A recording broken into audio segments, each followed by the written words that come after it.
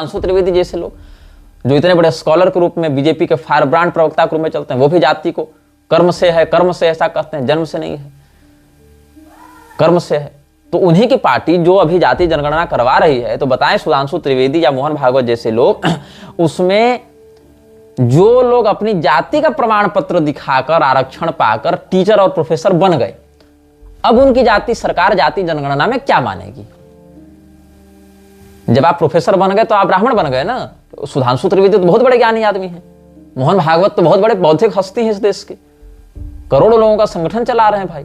हमारे पीछे तो एक आदमी नहीं चलेगा शायद, उनके पीछे तो करोड़ों चलने वाले हैं। तो सुधांशु त्रिवेदी या मोहन भागवत जैसे कथित प्रबुद्ध लोग जो जाति को कर्म से मानते हैं, उनके लिए वो प्रोफेसर किस जाति के माने जाएंगे जो आरक्षण लेकर जाति प्रमाण पत्र दिखाकर प्रोफेसर बन चुके? यदि प्रोफेसर बनने के बाद भी वो दलित या शूद्र ही माने जाएंगे तो कर्म से जाति कैसे हो गई? और अगर वो माने जाएंगे तो उनका जो जाति प्रमाण पत्र है उसको कैंसिल करके उनको ब्राह्मण कब बताया जाएगा? होना कुछ नहीं है, बस मूलभूत बात यह है कि हिंदुओं के जाति धर्म कुल धर्म का नाश कर दो। उससे क्या होगा? अगर आपके ऊपर कोई आक्रमण होता है, आपके ऊपर कोई समस्या होती है, सबसे पहले आपके साथ जो खड़ा होने वाला संगठन वो आपकी जाति है। परिवार के बाद आपका परिवार पहले खड़ा होगा, आपके चाचा, आपके ताऊ। हाँ, ये अवश्य है कि जाति विद्वेष भी यहीं से उत्पन्न होता है। परिवार से बड़ा रक्षक कोई नहीं और परिवार से बड़ा कोई दुश्मन नहीं, दोनों बातें वही हैं। लेकिन खड़ा भी वही होगा जो आपसे संबंध को अनुभव करेगा। आप देखें कि किसी एक स्थिति में अगर आपके ऊपर कोई अन्याय होता है तो इसकी संभावना अधिक होती है कि आपकी जाति के लोग आपके साथ खड़े मिलेंगे। कम से कम ये अनुभव, अगर जाति को लेकर कोई समस्या हुई है तो, अगर किसी ब्राह्मण को ब्राह्मण होने के कारण पीड़ित किया जा रहा है तो कहीं ना कहीं समाज में इसकी संभावना रहती है कि बाकी ब्राह्मण अपने जातीय कर्तव्य का अनुभव करते उसके साथ खड़े होंगे। क्यों? क्योंकि वहां एक जातीय संबंध का वो अनुभव करते हैं। कहीं किसी क्षत्रिय के विरुद्ध अगर आप कुछ कहते हैं, व्यक्तिगत नहीं, उसके क्षत्रिय होने के टैग को लगाकर, तो कहीं ना कहीं इसकी संभावना समाज में सदैव से रहती है कि क्षत्रिय जाति से जो व्यक्ति अपने आप को संबंधित अनुभव करता है वो जातीय गौरव के कारण उठ खड़ा होगा। कहीं वैश्य वर्ण, मारवाड़ी, कोई समाज है, कोई व्यापारी है, कोई सिंधी है, कोई बनिया है, वो अपने जाति के लिए खड़ा होगा।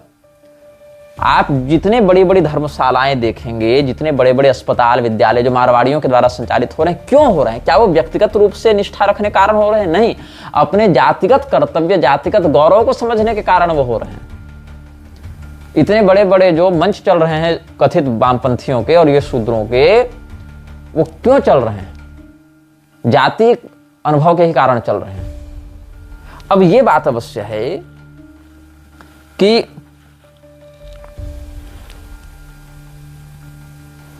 अच्छा, शिवानंद आश्रम अहमदाबाद का एक घटनाक्रम में बताऊंगा जो 2 अप्रैल 2023 में हुआ था। उसको हिंदू धर्माचार्य सभा का इन लोगों ने नाम दिया था। वहां सदानंद सरस्वती जी, द्वारका शंकराचार्य को बुलाया गया था।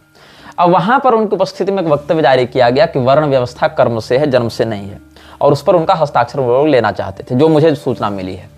अब उस पर सदानंद सरस्वती जी ने कोई वक्तव्य दिया कि नहीं दिया ये तो मुझे नहीं पता है, लेकिन हस्ताक्षर नहीं किया और अगले दिन उस सभा में नहीं गए। इतना तो भगवत कृपा से हुआ। आप ये बताइए, मणिपुर में जो हिंसा हो रही है ईसाइयों और हिंदुओं के बीच है, लेकिन क्या वहां पर यह बताया जा रहा है कि ईसाई और हिंदू लड़ रहे हैं? नहीं, वहां कहा गया कि कुकी और मैतेई जातियों के बीच में झगड़ा है। जाति पूछकर ही मारा जा रहा है ना मणिपुर। और पहलगाम वाले घटना से तो बहुत पुराना है वो घटनाक्रम। मणिपुर पर भी हम एक वक्तव्य जारी कर चुके हैं, लगभग 1 घंटे से अधिक का ही होगा। मुख्य तो ईसाई और हिंदू के बीच का ही है। लेकिन फिर भी क्या सरकारी रिकॉर्ड में, मीडिया में कहीं भी आपको ये नैरेटिव देखने को मिल रहा है कि वो क्रिश्चियंस बनाम हिंदू है? नहीं, वहां पर आपको मैतेई बनाम कुकी जनजाति का ही आपको देखने को मिलेगा। तो क्या वहां जाति व्यवस्था युद्ध का कारण नहीं बन रही अगर मीडिया की बात ही माने तो क्या इस देश में कभी आवाज उठी कि जाति व्यवस्था के कारण जो है मणिपुर जल रहा है इसलिए जाति को समाप्त कर दिया जाए? नहीं, क्योंकि वहां दोनों जातियां अलग अलग समुदाय से हैं। एक हिंदू है, एक मुसलमान, एक ईसाई है। तो ये बात आप जान लीजिए कि ये जो जाति हटाओ का जो नैरेटिव बनाया जा रहा है, पहलगाम वाले मुद्दे को लेकर जो ये नैरेटिव बनाया जा रहा है कि जाति पूछकर नहीं धर्म पूछकर मारा, तो जिन स्थानों पर बिहार में रणवीर सेना क्यों बनी थी, क्या वहां धर्म पूछकर मारा जा रहा था? रणवीर सेना बहुत महाभारत काल के नहीं है। उस पीढ़ी से जुड़े लोग आज भी जीवित हैं, स्वस्थ हैं, बहुत मामलों में सक्रिय हैं।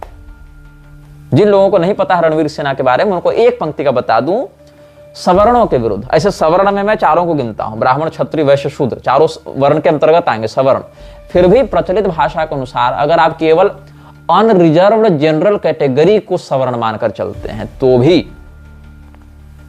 क्योंकि त्रिवर्ण परंपरा नहीं, चातुर्वर्ण परंपरा पर हम चलते हैं, फिर भी यदि आप प्रचलित लीगल टर्म्स की बात करें तो अनरिजर्व्ड जनरल कैटेगरी की बात करें तो ब्राह्मण और क्षत्रिय, जिसमें कायस्थ, भूमिहार इत्यादि भी सम्मिलित हैं, उनके विरुद्ध। और बहुत मामलों में बनिया, हालांकि बिहार में जहां जाति हिंसा हुई वहां बनिया की संख्या वैसी नहीं थी जितना ब्राह्मण और इसमें भूमिहार इत्यादि भी आएंगे, क्षत्रिय, कायस्थ इत्यादि भी आएंगे, उनके विरुद्ध जैसे हुआ। जैसे जाति विद्वेष जब हुआ, हिंसा हुई, तो क्यों हथियार उठाना पड़ा रणवीर सेना का ब्रांड बनाकर हिंदुओं को? क्योंकि वहां धर्म पूछकर नहीं, जाति पूछकर ही मारा जा रहा था। और वो इतना व्यापक हो गया कि केवल बड़े लोगों को नहीं, 2-2, 3-3 साल के बच्चों को मारा जाने लगा, गर्भवती महिलाओं को मारा जाने लगा, रात रात भर गांवों की नाकाबंदी करके, घरों की रेकी कर करके 50-50, 100-100 लोगों को लाइन से खड़ा करके मारा जाता था। और ये कोई आदम जमाने की बात नहीं कर रहा मैं कि आदम हवा पैदा हुए 7000 वर्ष पहले तब हुआ था, कौन देखा कौन सुना। ये तो मतलब 2 पीढ़ी, 1 पीढ़ी पहले की बात है। कई मामलों में तो उनकी पीढ़ी अभी चल ही रही है। तो ये क्यों हुआ, या कई मामलों में क्यों हो रहा है? समाज से जाति व्यवस्था को हटाने से धर्मांतरण इतनी तेजी से बढ़ेगा जिसकी आप कल्पना नहीं कर सकते हैं, क्योंकि लोगों के पास एक संगठित बल नहीं रहेगा। आप जो कह रहे हैं ना कि सारे हिंदू एक हो जाओ, जाति हटाकर, ये कभी नहीं होगा।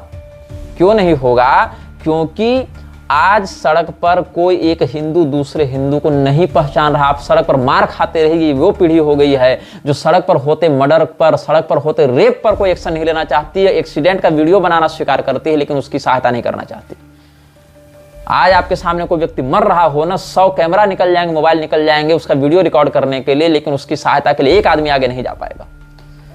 क्योंकि अगर वो आगे चला जाएगा, एक तो संवेदना समाप्त हो चुकी है, दूसरे अगर वो चला जाएगा तो प्रशासन उसी पर इतने एफआईआर लगाएगा, उसी को इतनी बार कोर्ट बुलाएगा जांच पड़ताल और कार्रवाई के नाम पर कि अगला प्रायश्चित करेगा कि हम क्यों गए। वो मर जाता तो हम बच जाते कि सर हम तो दूर खड़ा थे, हम तो गए भी नहीं थे। ये इस सड़े हुए तंत्र का, इस लोकतंत्र का एक नंगा सत्य है। आप कहते हैं जाति व्यवस्था देश को कमजोर कर रही है, नहीं, जातीय गौरव ने ही इस देश को आज तक पूर्णतया ईसाई या पूर्णतया इस्लामी होने से बचा कर रखा है। ये जो हजारों हजार की संख्या में क्षत्रिय अपना माथा कटवाए थे ना, इसलिए नहीं कटवाए थे कि उनको पर्सनली आकर कोई मार रहा था। सनातन धर्म के अंतर्गत हम क्षत्रिय वर्ण में उत्पन्न हुए हैं, और वह क्षत्रिय वर्ण, उस जाति का यह कर्तव्य हमारा है कि मैं प्रजा की रक्षा करूं। ये जो कर्तव्य का बोध था ना, इसी ने उन 14-14, 15-15 साल के लड़कों में यह आत्मविश्वास भरा कि 100-100 वृक्षों का माथा काट दें और मर जाएं, वो स्वीकार है, लेकिन रणभूमि से पीठ न दिखाएं। किसने ये भावना उनके अंदर भरी? ये जाति गौरव ने भरा। और जब एक क्षत्रिय महाराणा प्रताप के रूप में खड़ा होता है, अपने जाति गौरव को, कर्तव्य को अनुभव करते हुए कि मैं क्षत्रिय हूं तो मेरा ये काम है, तो हर जाति अपना गौरव समझते हुए खड़ी होती थी। फिर भामाशाह खड़े होते हैं कि अगर हमारे पास पैसा है और हमारे राजा को उसकी आवश्यकता है धर्म की रक्षा करने के लिए, अगर वो क्षत्रिय होकर अपना कार्य करते हैं तो मैं वैश्य होकर अपना कर्तव्य करूंगा, मैं धन से सहयोग करूंगा।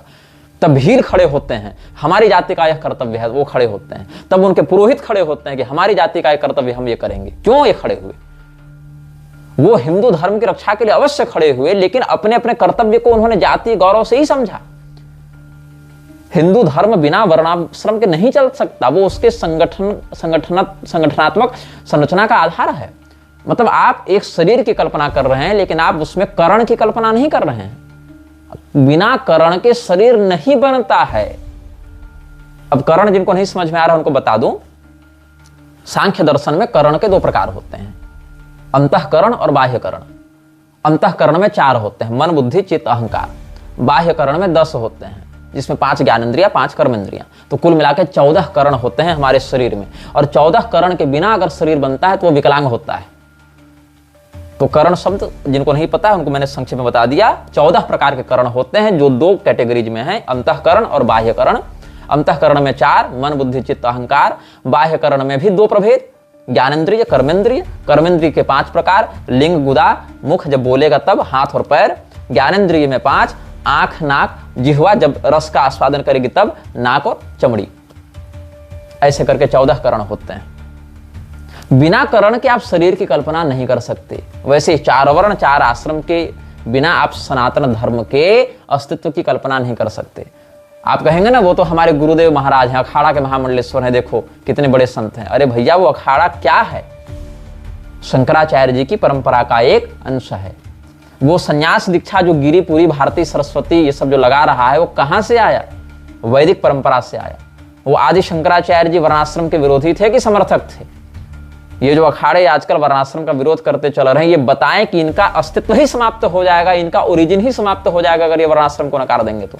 ये जो गिरिपुरी लगाकर, भारती, सरस्वती लगाकर घूम रहे हैं ना अपने नाम के आगे, ये जो दशनामी परंपरा है यही नष्ट हो जाएगी यदि आप वर्णाश्रम को हटा देंगे। यदि आप अपने माता पिता का वध उनके बाल्यकाल में करवा दें तो आप ही जन्म नहीं ले पाएंगे। ये कुछ वैसा ही है कि आप टाइम ट्रेवल करके पास्ट में गए और अपने पास्ट को मारे, आपका फ्यूचर ही समाप्त हो गया। टाइमलाइन ही पूर्ण कर दी गई। जिनको टाइमलाइन पूर्ण होने का अर्थ समझ में नहीं आ रहा वो जाकर टीवीएफ देखते फिरे। TVA, time variation authority, Marvel वालों का। शास्त्र तो पढ़ोगे नहीं, कम से कम कॉमिक्स से पढ़ लो, कुछ समझ में आ जाएगा विषय। तो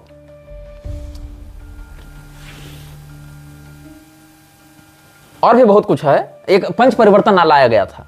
पंच परिवर्तन जो आरएसएस के पंच परिवर्तन के बारे में नहीं जानते हैं, वो 1517 मार्च नागपुर में जो अधिवेशन हुआ था आरएसएस का, वहां देख लें पंच परिवर्तन का क्या विषय है। और दुर्भाग्य देखो इस देश का भी जो नागपुर में हिंसा हुई। नागपुर क्या है? Nagpur is the headquarter of RSS. Nagpur में भी जो हिंसा हुई, हिंदुओं को जेल में डाला जा रहा है कि तुम क्यों प्रतिकार करने गए। जो दंगे नागपुर में हुए, आरएसएस क्या प्रतिकार करती है उन दंगों का? कुछ नहीं। आप अपने हेडक्वार्टर वाले सिटी में अपने कार्यकर्ताओं का बचाव नहीं कर पा रहे और आप उम्मीद करते हैं कि हम अपने धर्मशास्त्रों को बदल दें क्योंकि मोहन भागवत कह रहा है। हम विवाह संस्कार को बदल दें क्योंकि मोहन भागवत कह रहा है। हम समलैंगिकता को अपना लें और बीफ खाने वाले के साथ भाईचारा निभाएं क्योंकि मोहन भागवत कह रहा है। आप इतने बड़े संगठन को चलाने का दावा करते हैं, आप अपने हेडक्वार्टर में, आप अपने हेडक्वार्टर सिटी में आप अपने लोगों का बेल नहीं करवा पा रहे हैं, तब जब राज्य और केंद्र में आपकी सरकार है। यह भी नहीं कि कांग्रेस सत्ता में है। In Maharashtra and in centre the BJP is ruling the government and you can't even grant a bail to your own followers. उस स्थिति में आप राष्ट्र नायक बनकर, विश्व गुरु बनकर चलेंगे और चाहते हैं कि हिंदू आपके पीछे चले, आप पर भरोसा करे और अपने आत्मरक्षा के लिए शास्त्रीय परंपरा को छोड़कर आपकी वही शाखा में जाकर हाफ पेट पहनकर लाठी घूमते फिरे। शाखा में राइम्स पढ़वा रहे हैं ये लोग। उधर 5 साल का मुसलमान का बच्चा जितना सफाई से पता है कि कौन सा कनेक्शन काटने पर व्यक्ति मरेगा, आपके 50 साल के वेटरन्स को नहीं पता है।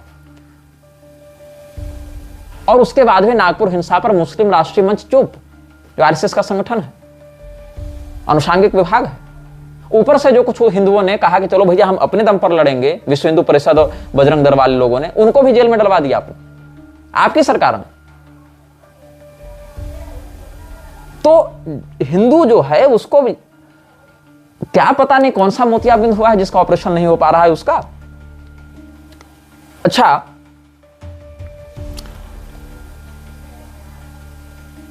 धीरेंद्र शास्त्री की मैं बात करूं, जिसने जाति पाति हटाओ वाला आंदोलन किया था, पद यात्रा निकाली थी। धीरेंद्र शास्त्री का एक बयान था। अब बयान भी मैं थोड़ा देख ही लेता हूं क्या था। हाँ, अब देश को, उसका वीडियो भी मेरे पास उपलब्ध है। अब देश को तोड़ने की जगह देश को जोड़ने का पाठ होना चाहिए। अब जात पात से ऊपर उठकर राष्ट्रवाद का पाठ होना चाहिए। अब एक हाथ में संविधान तो एक हाथ में गीता और कुरान होनी चाहिए। मेरा बयान नहीं, ये धीरेंद्र शास्त्री का बयान है। वृंदावन का एक कथावाचक धीरेंद्र शास्त्री के कार्यक्रम में गया था, बहुत बड़ा ब्रांड, कृष्णचंद्र ठाकुर। क्या कहा? ये हनुमान जी के अवतार है। हमको समझ में नहीं आ रहा है कि हनुमान जी के अवतार को ऐसी क्या आवश्यकता पड़ी कि रजत शर्मा के इंटरव्यू में बैठकर आपकी अदालत में कहना पड़ रहा है कि 500 मुसलमान परिवार हमारे मित्र हैं।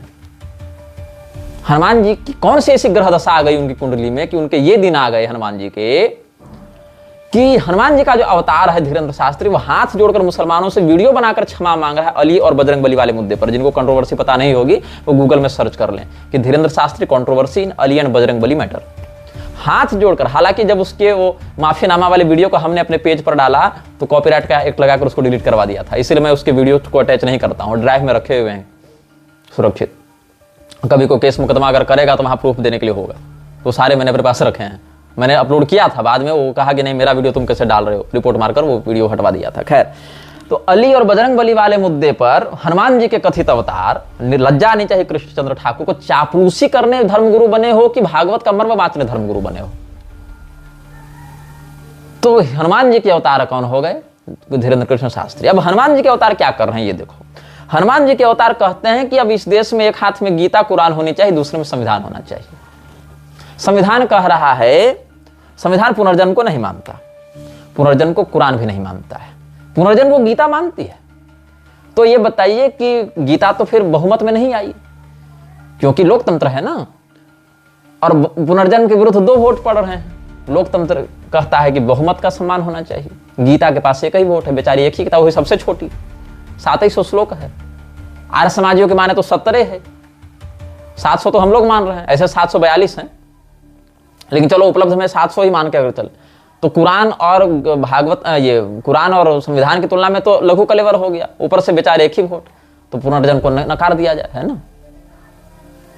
तो ये स्थिति है कि हनुमान जी का जो अवतार बताकर हिंदुओं के माथे पर नाच रहा है, और हिंदू जय बागेश्वर धाम और जय बालाजी और जय धीरेन्द्र शास्त्री कहता फिर रहा है, वो उस धीरेन्द्र शास्त्री के 5 पॉइंट्स में आपको बताता हूं। पॉइंट नंबर 1, धीरेन्द्र शास्त्री ने खुलेआम ऑन मीडिया रिकॉर्ड ये स्वीकार किया है कि 500 मुसलमान परिवार उसके मित्र हैं, मेरे एक भी नहीं। उसने खुद स्वीकार किया वो मुसलमानों के साथ चाय पीता है, मैं हिंदुओं के साथ भी नहीं पीता, लेकिन मुसलमान की तो खैर दूसरी बात हो गई। जो आज पाकिस्तान के खिलाफ आक्रोश बना रहा है हिंदू, जो हिंदू मुझे चैलेंज करता है कि तुम जाकिर नाइक का विरोध क्यों नहीं करते हो, धीरेन्द्र शास्त्री का विरोध क्यों करते हो, हिंदू होकर हिंदू का विरोध क्यों करते हो, उसको मैं बता दूं, मेरे लिए Dhirendra Shastri is parallel to Zakir Naik, they are not opposite parties.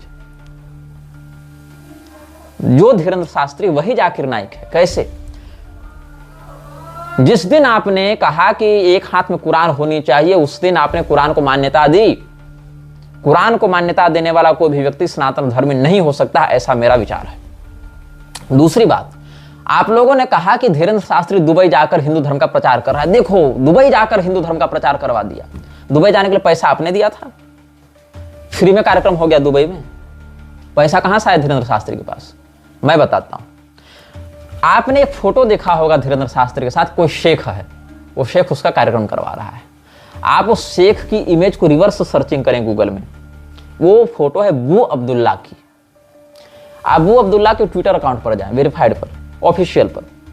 बू अब्दुल्ला वही व्यक्ति है जिसने नूपुर शर्मा वाले प्रकरण पर भारत सरकार को जमकर लताड़ लगाई थी, और हमारी विश्वगुरु सरकार वो निर्लज्ज सरकार थी जो अपनी पार्टी की प्रवक्ता नूपुर शर्मा, जो कि एक कंपैरिजन मात्र कर रही थी, उसने भी पैगंबर या अल्लाह को भला बुरा नहीं कहा था। उसने बस ये कहा कि तुम हमारे शिवलिंग का, ज्ञानवापी मंदिर का अपमान कर रहे हो, अगर हम भी तुम्हारे आराध्यों के बारे में ऐसा कहें तुमको कैसा लगेगा। ये कंपैरिजन था, एक सिचुएशनल कंपैरिजन को उन्होंने जो है ब्लास्फेमी में जोड़ दिया, ईश निंदा में जोड़ दिया। पूरे इस्लामी जगत ने, नॉट केवल Bharat, not only in India but international issue बना दिया इसको। तो बू अब्दुल्ला दुबई से बैठकर भारत की, आपके द्वारा जो है ना जनप्रतिनिधि जो आपके बैठे हुए हैं, विश्वगुरु, हिंदू हृदय सम्राट, निर्वाचित सरकार भारत की, 56 इंच सीना वाली सरकार, उसको गाली दे रहा था यही बू अब्दुल्ला कि नूपुर शर्मा को जल्दी से जल्दी दंडित करो। उसके ट्वीट्स हम सार्वजनिक कर चुके हैं। मेरे छराज के मेरे छराज सीरीज आने से ठीक पहले, जब हमने कहा था कि आपके हिंदू धर्मगुरु क्यों आतंकवादियों से गले मिल रहे हैं, वो बू अब्दुल्ला है। अब आप कह सकते हैं चलो बू अब्दुल्ला मुसलमान है, उसको सेंटिमेंट्स हर्ट हुए होंगे, लेकिन वही बू अब्दुल्ला पीओके, पाक ऑक्युपाइड कश्मीर के प्रधानमंत्री के साथ बैठक कर रहा है। आपको बता दूं, पाकिस्तान में 2 प्रधानमंत्री हैं। एक प्रधानमंत्री जो है वो इस्लामिक रिपब्लिक ऑफ पाकिस्तान का इलेक्टेड प्राइम मिनिस्टर होता है, मतलब जैसे हम नरेंद्र मोदी वैसे वहां का इलेक्टेड प्राइम मिनिस्टर। दूसरा एक पीओके का प्राइम मिनिस्टर होता है, मतलब वो क्या है, वहां पर कश्मीर का वो भाग जो अभी पाकिस्तान के अधीन है, उस भाग का वो प्राइम मिनिस्टर है। और आपको बता दूं, भारत में भी 2 प्रधानमंत्री होते थे, जिनको नहीं पता वो जान लें। कश्मीर में 2 प्रधानमंत्री और भारत पाकिस्तान में 2 प्रधानमंत्री, कुल मिलाकर देखें तो 4 प्रधानमंत्री हो जाते थे बैठक में, तब ये बात आगे आती थी। एक पाकिस्तान की जनता के द्वारा चुना गया प्रधानमंत्री, जो इस्लामिक रिपब्लिक ऑफ पाकिस्तान का प्राइम मिनिस्टर होता है।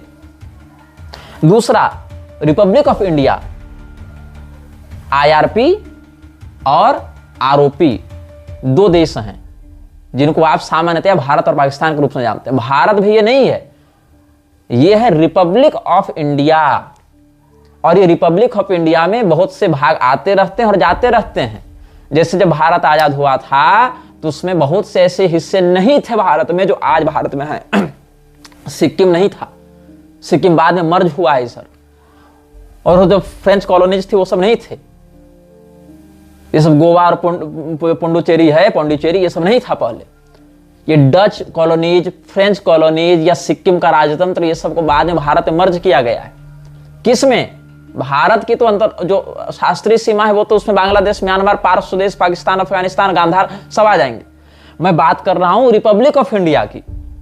तो आप जिस देश में देख रह रहे हैं उसको आप भारत कहते हैं, ठीक है, लेकिन इसका लीगल नाम क्या है? यूएन में ये प्रेजेंट करता है खुद को किस रूप में? रिपब्लिक ऑफ इंडिया, इस रूप में, मतलब भारत गणराज्य। और इस गणराज्य में अगर संवैधानिक मान्यता मिलती है तो किसी नए को सम्मिलित भी किया जा सकता है, किसी पुराने को इजेक्ट भी किया जा सकता है। सबमर्जिंग ऑफ अ लैंड और इजेक्टिंग अ लैंड कहां से? From the Republic of India. यह कॉन्स्टिट्यूशनल तथ्य है। तो दो देश जो अंग्रेज बांट कर गए थे, जिसमें पूर्वी पश्चिमी पाकिस्तान जो बाद में बांग्लादेश बन गया, वो भी इस्लामिक रिपब्लिक ऑफ बांग्लादेश हो गया ना वो। तो पाकिस्तान और भारत के दो इलेक्टेड प्राइम मिनिस्टर्स होते थे। और भारत में भी दो कश्मीरी प्रधानमंत्री, पाकिस्तान कश्मीर का एक सेपरेट एक्ट बनाया गया था। उसमें 3 भाग थे, पीओके, आईओके, सीओके।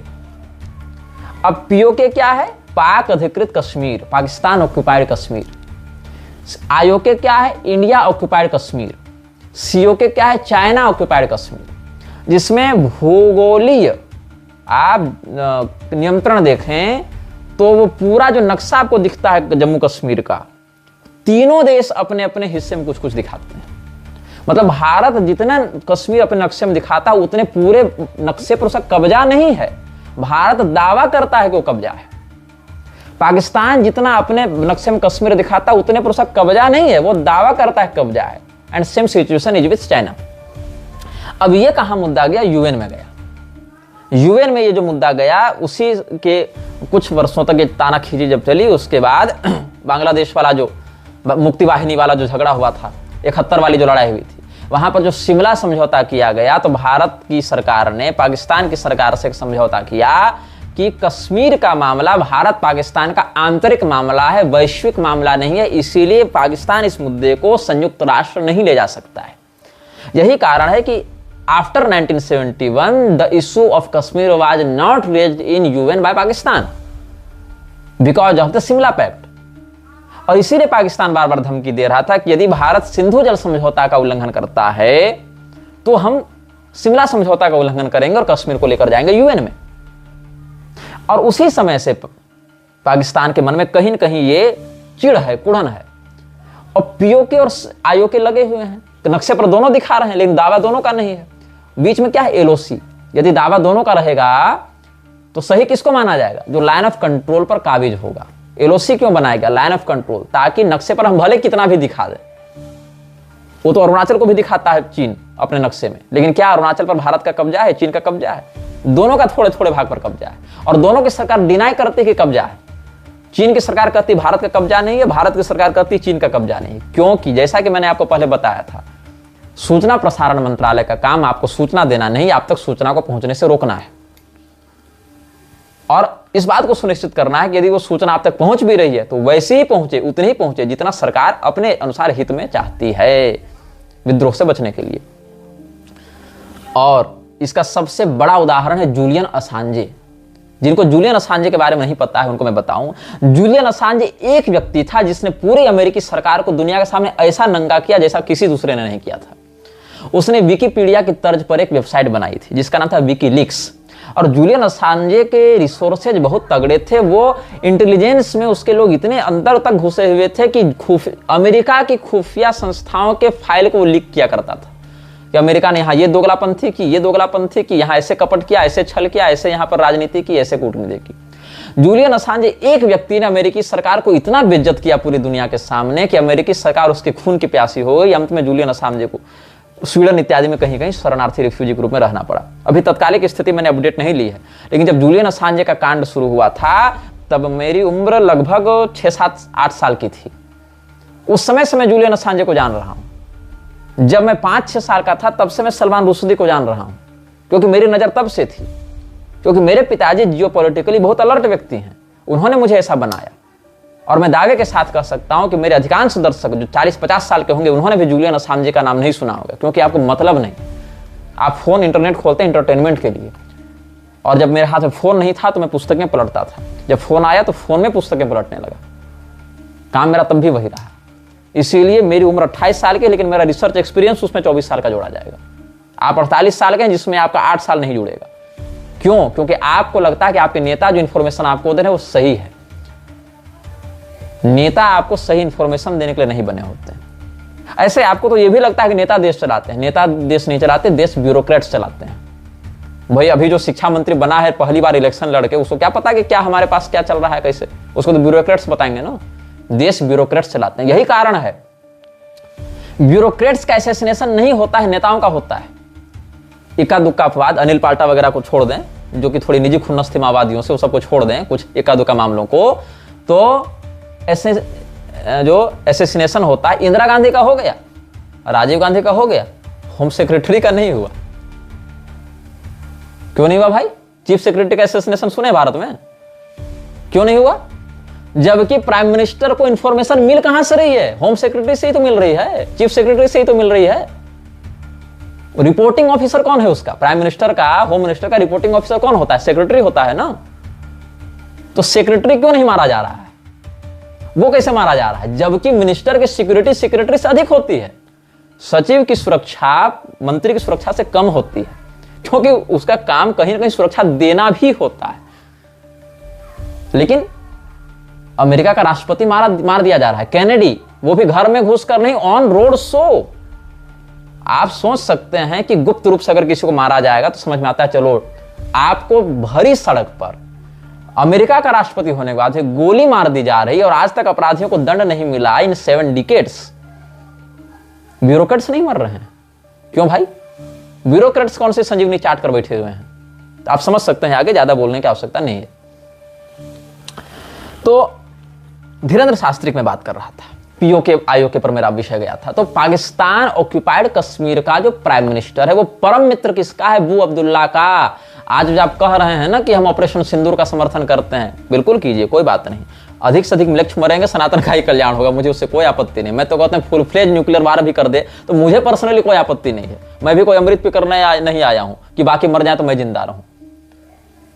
मरना सबका निश्चय है, लेकिन अगर किसी ऐसे गिरोह के मरने से जो 1000 वर्षों से पूरे विश्व को एक पैशाचिक आतंक से त्रस्त किए हुए है, उसके विनष्ट होने से पृथ्वी कुछ बेहतर हो सकती है, तो मुझे इसमें कोई आपत्ति नहीं है। फिर भी एक बात अवश्य है, हिंदुओं की मूर्खता देखो कि ओवैसी ने पाकिस्तान मुर्दाबाद का नारा लगा दिया, हिंदू उसको पिछले 48 घंटे से अपना परमपिता बनाए घूम रहे हैं। ये भूल गए कि यही ओवैसी पूरे देश में हिंदुओं को 15 मिनट के अंदर काटने की बात करता था। ये भूल गए कि उसी ओवैसी ने सीता माता को गाली दी थी। ये भूल गए कि उसी ओवैसी ने पूरे देश में गजवाए हिंद का पूरा बैकग्राउंड तैयार कर रखा है, तुरंत साफ सारा रिकॉर्ड। क्यों? क्योंकि उसने अल तकिया का प्रयोग करते हुए पाकिस्तान मुर्दाबाद बोल दिया। बस ये हाल है हिंदुओं का। हिंदू क्या है? एक ऐसा गुलाम जिसको आप 100 कोड़ा मारने के बाद अगर एक रसगुल्ला खिला देते हैं तो उसको लगता है कि मेरा मालिक तो देवदूत है, ये तो अकारण करुणा वरुणालय है, उससे नीचे एक लेवल कम नहीं मानेगा आपको। भगवान को बाद में पहले आपको पूजेगा क्योंकि आपने उसको खिलाया। वो 100 कोड़ा तुरंत भूलेगा और फिर आप 100 कोड़ा फिर मारिए, क्योंकि इसकी नियत वही है, इसकी नियति वही है। ये कभी नहीं सुधरने वाला समुदाय है हिंदू। उसको समझ में ही नहीं आएगा शत्रुबोध क्या होता है। ये अपनी आंखों के सामने देख रहा है कि नरेंद्र मोदी बयान दे रहा है कि इस्लाम से नफरत करने वाले को हम हिंदू नहीं मानते। ये अपनी आंखों के सामने देख रहा है कि सौगातें मोदी बांटी जा रही है। ये अपनी आंखों के सामने देख रहा है कि सरकार झूठ बोल रही है कि कश्मीर में स्थिति सामान्य और लोग मर रहे हैं, लेकिन फिर भी इसको जय जयकार किसकी करनी है कि मोदी जी बहुत बढ़िया कर दिए, मोदी जी बहुत बढ़िया कर दिए। क्या मोदी जी से पहले भारत ने लड़ाई नहीं लड़ी थी? भारत ने तो नेहरू के शासन में भी लड़ाई लड़ी, भारत ने तो इंदिरा के शासन में भी लड़ाई लड़ी। भारत ने तो लाल बहादुर शास्त्री के शासन में भी लड़ाई लड़ी, भारत ने तो वाजपेयी के शासन में भी लड़ाई लड़ी। इससे पहले 4 प्रधानमंत्रियों के कार्यकाल में युद्ध हुआ है कि नहीं हुआ है? नेहरू, शास्त्री, इंदिरा, वाजपेयी। घोषित रूप से, मैं झड़प की बात नहीं कर रहा हूं, जिनको वार की संज्ञा दी गई, घोषित रूप से भारत 4 मोर्चों पर 4 युद्ध 4 प्रधानमंत्रियों के कार्यकाल में लड़ चुका है। मोदी क्या थे उस समय? मोदी तो कुछ नहीं थे उस समय। तो आप ये जो कहते हैं कि सेना को फ्री कर दिया, सेना के हाथ खोल दिए, तो अगर हाथ खोलने की बात है तो बाकी इन 4 में से 3 युद्ध तो कांग्रेस के कार्यकाल में लड़े गए। एक ही जो है वो वाजपेयी के कार्यकाल में लड़ा गया। तो फुल फ्लेज वार के लिए जो आर्मी का हाथ खोलने की बात हो रही है, वो तो पहले भी खोला जा चुका था ना। मैं पुनः आपको आश्वस्त कर दूं, मैं यहां नेहरू, शास्त्री या इंदिरा को डिफेंड नहीं कर रहा हूं, मैं यहां प्रधानमंत्री को ग्लोरीफाई नहीं कर रहा हूं। उन युद्धों से भी भारत को कोई विशेष लाभ नहीं हुआ है और ना इससे होगा। हाँ, ये अवश्य है, कुछ न करने की अपेक्षा प्रतिकार करना सदैव से हमें पसंद रहा है। मार खाकर चुप रहने की अपेक्षा मार खाकर प्रतिकार करना सदैव से मुझे पसंद रहा है। इसके लिए मुझे कोई आपत्ति नहीं है। लेकिन मैं ये अवश्य कहूंगा कि भारतीय सेना जब युद्ध बाकी प्रधानमंत्रियों के कार्यकाल में भी लड़ चुकी है, आज भी लड़ रही है, तो इसमें अंतर क्या है? अंतर ये है, भारतीय सेना ने सदैव अनअपोलोजेटिक आक्रमण किया है, मतलब क्षमा नहीं मांगी अपने प्रहार के लिए।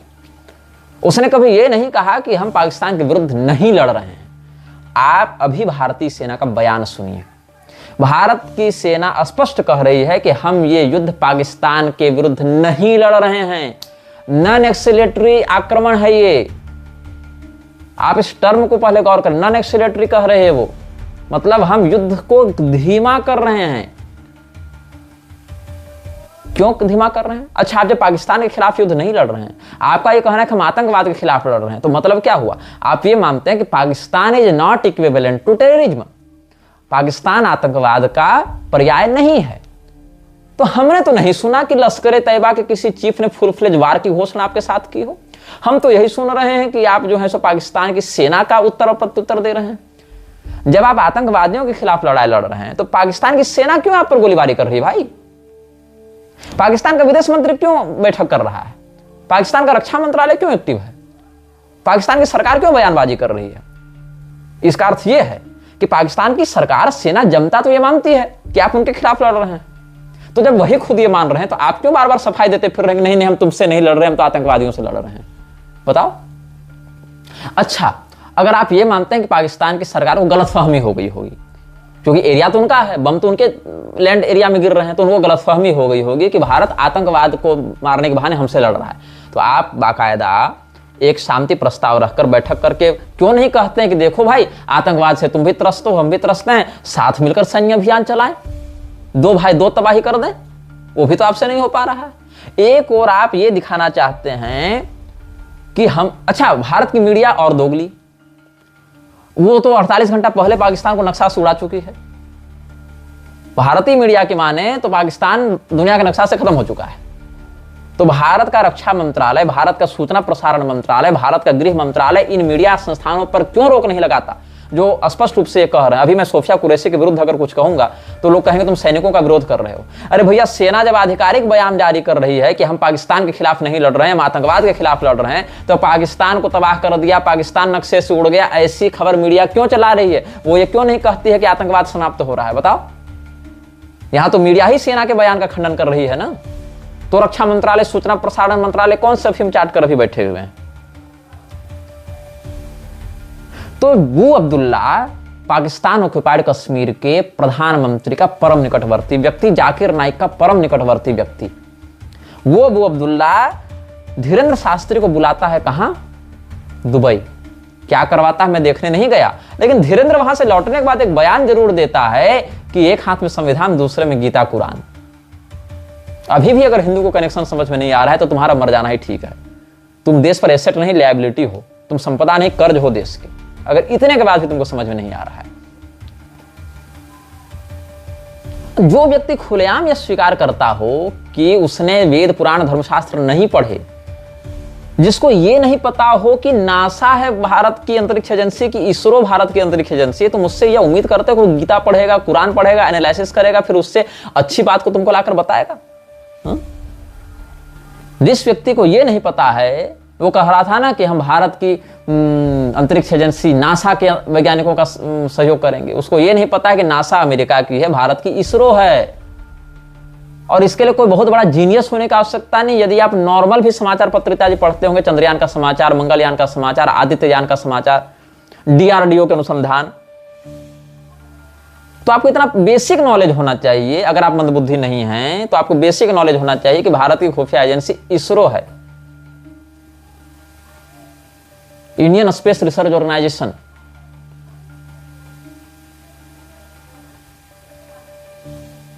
तो नासा जो है वो भारत की नहीं, अमेरिका की संस्था है, जिसके हनुमान जी इसको इतना भी नहीं बता पा रहे, ज्ञानेनाम अग्रगण्य होने के बाद। उस व्यक्ति को आप कैसे उम्मीद कर सकते हैं कि उसको इतनी समझ होगी कि गीता और कुरान में which is best for Hindus? ये सब भाजपा के बूथ कर्मचारी के अलावा और कुछ नहीं है। वोट मैनिपुलेट करने के अलावा और कुछ नहीं कर सकते हैं। आज से 10 साल पहले रामदेव ही भाजपा के लिए ऐसा ही एक व्यक्ति था। आज रामदेव से तुम पूछो कि तुमने तो कहा था कि 40 रुपए पेट्रोल आ जाएगा, पेट्रोल तो 100 पार चला गया, तो कहेगा अरे जब बोलना था तो बोल दिया। मतलब ये अपने बयान की अकाउंटेबिलिटी नहीं लेते हैं, लेकिन इनके बयान से प्रभावित होकर आप वोट देते हैं, आपके वोट से सरकार बनती है, कमीशन बनते हैं। अब आप कहेंगे तुम कांग्रेस को सपोर्ट कर रहे हो। नहीं, हमने कभी भी कांग्रेस को वोट डालने नहीं कहा। हमने कभी यह नहीं कहा कि आप कांग्रेस की सत्ता ले आइए। हमारा किसी कांग्रेस नेता के समर्थन में आप लेख या फोटो या वैसा नहीं देख सकते हैं कि मैं किसी कांग्रेस नेता के साथ मिल रहा हूं या समर्थन में बयान जारी कर रहा हूं। हां, अगर कोई पहचान छिपाकर मिलने आ जाए तो अलग बात है, जो मुझे पता नहीं हो। लेकिन मुझे नहीं लगता भारत के किसी और प्रवक्ता ने ऐसा कोई नियम पत्र जारी किया होगा जिसमें हमने स्पष्ट कहा कि किसी पार्टी से जुड़ा कोई नेता मेरे मंच पर नहीं दिखना चाहिए। यह हमने जारी किया। तो आप ये बताइए, कोई व्यक्तिगत रूप से अगर मिलने आ गया हो मेरे संज्ञान के बिना तो मैं उसको नहीं जानता, लेकिन पॉलिटिकल पोलराइजेशन के दृष्टिकोण से अगर देखें, जैसे ये लोग पॉलिटिकल पोलराइजेशन करते हैं कि मोदी जी ऐसा कर दिए, राहुल गांधी ऐसा कर दिया, राहुल गांधी जीनियस है, मोदी जी विश्वगुरु है, ऐसा पॉलिटिकल पोलराइजेशन हमने किसी पार्टी का कभी नहीं किया है। In fact I am not the supporter of the system of present democracy, क्योंकि मैं उस सिद्धांत का पक्षधर हूं जहां यह कहा जाता है कि खराबी गाड़ी में है और आप ड्राइवर बदल रहे हैं गाड़ी को ठीक करने के स्थान पर। तो वोट बन गई, सरकार बन गई, लेकिन मैं ये जरूर देख रहा हूं, हिंदुओं के ऊपर हुए नरसंहार का बहाना बनाकर बीजेपी आई। कहां आई? यूपी में आई। आदित्यनाथ को मुख्यमंत्री बनाया गया। आदित्यनाथ मुख्यमंत्री क्यों बने? अपनी काबिलियत से बने, केंद्र के रहमो करम पर बने, हिंदुओं के मतलब समर्थन कारण बने। क्यों बने? आप अगर 2017 का इलेक्शन याद करेंगे, 2017 का मार्च चल रहा था, जहां तक मुझे याद है, मैं छत्तीसगढ़ में था उस समय, पहली बार गया था मैं। जिनके यहाँ ठहरा था वो अपना न्यूज चला रहे थे। उस समय दूर दूर तक कहीं भी आदित्यनाथ को मुख्यमंत्री के रूप में प्रोजेक्ट करने की कोई योजना नहीं थी, जहां तक मुझे याद है। आदित्यनाथ का नाम अचानक से सामने आया, वो केशव प्रसाद मौर्य ये सब चल रहे थे सब। आदित्यनाथ को जनता ने मुख्यमंत्री बनाया। क्यों बनाया? आदित्यनाथ बहुत सुंदर दिखते हैं, वेंडजल दिखते हैं, इसीलिए नहीं, क्योंकि कहीं ना कहीं जनता के मन में उनकी छवि थी कि जो व्यक्ति मेरे दुखों से अपने दुख को जोड़कर संसद में रो सकता है, वो कहीं ना कहीं मेरे दुख से सहानुभूति रखता है। उसके हाथ में अगर सत्ता रहेगी तो वो व्यक्ति हमें सुरक्षित रखेगा। हाँ, ये बात मैं मानता हूं कि बाकी स्टेट्स की तुलना में यूपी का लॉ एंड ऑर्डर कंपैरेटिवली ठीक है, not the best but comparatively, despite of many flaws, it is better than others, इतना माना जा सकता है। और इसमें मैं आदित्यनाथ को यह नहीं कहूंगा कि उनका एडमिनिस्ट्रेशन बिल्कुल खराब है। अन्य की तुलना अगर की जाए तो बेहतर है, not the best but better than others, इतना मान सकते हैं। लेकिन हालांकि है तो सिस्टम वही, तो सिस्टम तो अपना काम निकाल लेगा आपसे। तो सिस्टम जब अपना काम निकालेगा तो फिर आप भी मुसलमानों के हितों की बात करने लगेंगे, अयोध्या को सर्वधर्म केंद्र का बनाने लगेंगे, अयोध्या में मुल्लों को घुसाने लगेंगे मंदिरों में। और जिस सत्ता से त्रस्त होकर, समाजवादी पार्टी से त्रस्त होकर आपको सत्ता दी गई थी, ऐसी क्या मजबूरी आ गई कि हिंदू लड़कियों का बलात्कार करने वाले बलात्कारियों का सपोर्ट करने वाले मुलायम सिंह, हिंदुओं के ऊपर गोलीबारी करके सरयू को लाल कर देने वाले मुलायम सिंह को भाजपा पद्म विभूषण जैसा सम्मानित प्रतिष्ठित पुरस्कार देती है। आदित्यनाथ के मुंह से एक लाइन नहीं निकलती। टेम्पररी गूंगा हो गए थे आदित्यनाथ, लकवा मार गया था जवान को। अच्छा चलो, यदि आपको लगता है कि आप केंद्र से टकराने की स्थिति में नहीं थे तो भैया चुप रह जाते, लेकिन नहीं, आप तो उसके मरने पर आंसू बहा रहे हैं, श्रद्धांजलि देते फिर रहे हैं मृत्यु दिवस पर। जबकि वोट आपने मांगा था उन हिंदुओं की लाश पर, कोठारी ब्रदर्स की लाश पर आपने मांगा था वोट कि हिंदुओं की लाश नहीं गिरने दूंगा। तो ये क्या चल रहा है? तो क्या मैं एंटी बीजेपी हूं या ये एंटी हिंदू हैं? ये चिंतनीय विषय है कि नहीं।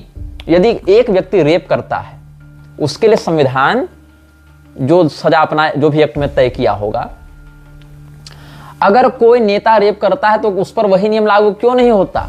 सैकड़ों रेप करने वाले लोगों को पब्लिकली सपोर्ट करने वाले व्यक्ति को ग्लोरीफाई करके पद्म विभूषण क्यों दिया जाता है? क्यों? क्योंकि किसी एक जाति विशेष से वो बिलोंग करता है और उसका एक वोट बैंक है। मतलब यदि कल को आपको वोट लेना होगा तो आप तो हमारी बहू बेटी पत्नी का बलात्कार करने वाले व्यक्ति को भी आप ग्लोरीफाई करके भारत रत्न दे देंगे। यही आपकी नीयत दिख रही है, ये आपका नंगा सत्य है।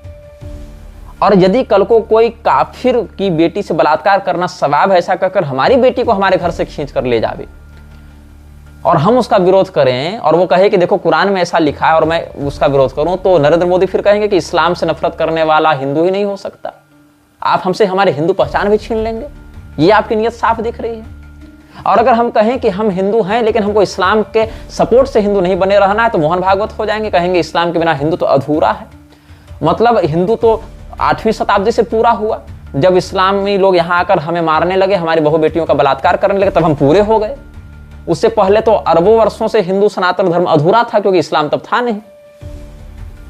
मतलब ये मनोरोग नहीं है तो क्या है कि आप अपने शत्रु को, स्टॉकहोम सिंड्रोम आप जानते हैं कि नहीं? नहीं जानते होंगे तो गूगल में सर्च कर लीजिएगा। अपने टायरेंट के प्रति सिंपैथी का जो मनोरोग है वो सिंड्रोम हो गया है हमारे नेताओं में। एक व्यक्ति था, उसने किडनैपिंग की थी, उस किडनैपर ने अपने उस विक्टिम पर इतने अत्याचार किए, फिर भी उस विक्टिम के मन में अपने उस किडनैपर के प्रति सहानुभूति और भाईचारा डेवलप होने लगा। यही एक पागलपन था, मनोरोग था। और इस सिंड्रोम से भारत का हिंदू, भारत के हिंदू के धर्मगुरु, भारत के हिंदू के नेता सभी ग्रस्त हो चुके हैं, सभी ग्रस्त हो चुके हैं। तो जो धीरेन्द्र शास्त्री एक हाथ में गीता और दूसरे में एक कुरान और संविधान की बात करता है, जो Dhirendra Shastri Pakistani prime minister PoK, वो भी पाकिस्तान ने पीओके के प्राइम मिनिस्टर और जाकिर नाइक के परम मित्र बू अब्दुल्ला के साथ उसके पैसे पर दुबई जाकर मंच साझा करता है, जो खुद को 500 मुसलमानों का मित्र बताता है किंतु स्वयं को हिंदू धर्म शास्त्रों में अनपढ़ बताता है। आप उससे हिंदू धर्म के पुनर्जागरण की उम्मीद करते हैं क्योंकि वो एक पर्चा लिख देता है और लाखों लोग उसके यहाँ आते हैं। उन लाखों लोगों में से कितने लोग सनातन धर्म के विषय में जान रहे हैं भाई? वो नहीं जान रहे। वो मीडिया मैनेजमेंट के कारण आकर्षित होकर वहां गए कि कदाचित ये बाबा जी हमारे दुखों को दूर कर दे। उनके पास कोई विजन नहीं है देश को लेकर, उनके पास कोई बौद्धिकता नहीं है इस देश को लेकर। वो इस देश की स्थिति से बिल्कुल अवगत नहीं है कि किस बारूद के ढेर पर वो बैठे हुए हैं। This video may get deleted soon. Please download using third-party apps. You may also re-upload this video on your channels. Thank you.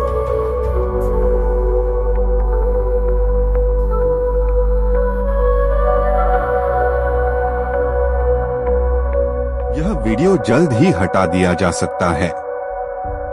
कृपया थर्ड पार्टी ऐप्स का उपयोग करके डाउनलोड करें। आप इस वीडियो को अपने चैनल पर फिर से अपलोड भी कर सकते हैं।